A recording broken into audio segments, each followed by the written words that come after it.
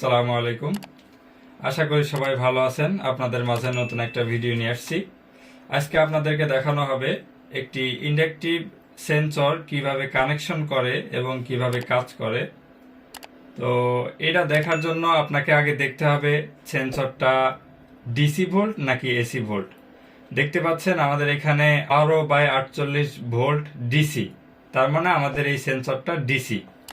তো এখন DC volt হইলে এখানে পাওয়ার কানেকশন দেখতে পারবেন 3 তারের থাকবে, একটা প্লাস, একটা মাইনাস আর একটা আউটপুট। তো প্লাস মাইনাসটা আমরা পাওয়ার সাপ্লাই দিয়ে বের করছি, যেহেতু ডিসি ভোল্ট লাগবে। তো এইটার আউটপুট আমরা একটা রিলে ধরাইছি, এই রিলে ধরায় এর আউটপুট আবার একটা সিঙ্গেল ল্যাম্প জ্বলাইছি।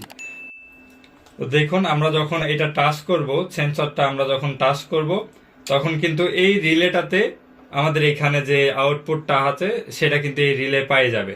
তো পাই যাওয়ার পর রিলে ধরবে, রিলে ধরার পর এই আউটপুটটা কিন্তু এই ল্যাম্পে গেছে, দেখতে পাচ্ছেন। তো এই আউটপুট দিয়ে আমরা বিভিন্ন কিছু চালাইতে পারবো। এই আউটপুট দিয়ে আমরা অনেক কিছু সেফটি রাখতে পারবো, যেহেতু সেন্সর এটা অনেক কিছু সেফটি করা যায়, সেভ করা যায়। তো আপনারা চাইলে যে কোনো জায়গা ব্যবহার করতে পারেন।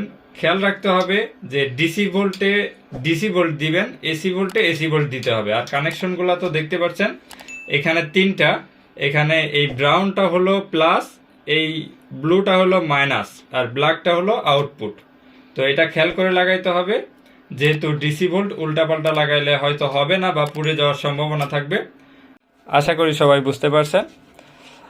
ভিডিওটা ভালো লাগলে অবশ্যই লাইক দিবেন, সাবস্ক্রাইব করতে ভুলবেন না। অবশ্যই শেয়ার করে আপনাদের সবাইকে দেখার সুযোগ করে দিবেন।